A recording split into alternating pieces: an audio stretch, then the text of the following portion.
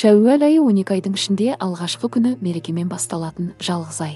Айдың бірінші күні айт мерекесімен басталғаны бұл айдың қасиетті екендігіне көз жеткізеді. Рамазан айындағы парыз оразаны өтеп болған соң, Шәуәл айынан бастап Алла тағалаға нәпіл ғибадаттар арқылы жақындай түсу мүмкіндігі туады. Шәуәлдағы қосымша құлшылықтардың ең негізгісі 6 күндік ораза. Пайғамбарымыз кім Рамазан айының оразасынан соң Шәуәл айында 6 күн ораза ұстаса, бір жыл ораза ұстағандай болады деп, бұл айда ұсталатын 6 күн оразаның мол сауабын сүйіншілеген. Егер арнаға тіркелмеген болсаңыз тіркеліп, лайк басып каналымыздың дамуына үлес қосыңыздар. Шәуәл айының оразасы нәпіл ораза болып табылады.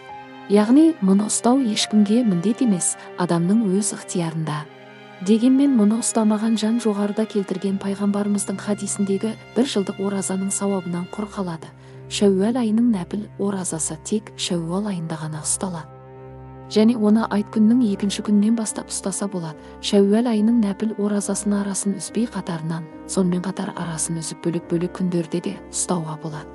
Рамазан айында түрлі себептермен кей күндерін қаза етіп алған кісілер Шәуәл айында әуелі Рамазанның қазасын өтеуіне де, сонымен бірге Шәуәлдің 6 күндік нәпілін ұстаса да болады. Дегенмен Рамазан оразасын толығымен ұстау Алла тағаланың бұйрығы екенін ескерген жөн. Ал Шәуәл айында 6 күн ораза тұту пайғамбарымыздың сүннеті болғандықтан алдымен оразаның қазасын өтеу абзал. Осы айда қаза оразасын ұстап, нәпіл ораза ұстауға уақыты жетпей қалған адамдар үшін де Шәуәл айының уәделі сауабы үміт етіледі. Бірақ бұл нәпіл оразаға уақыты жетпей қалғандар үшін. Әсілінде әр оразаны жеке-жеке ұстау қажет. Рамазан оразасын ұстамаған адамдарға да Шәуәл оразасын ұстауына болады. Алайда олар пайғамбарымыз сүйіншілеген бір жылдық оразаның сауабын ала алмайды.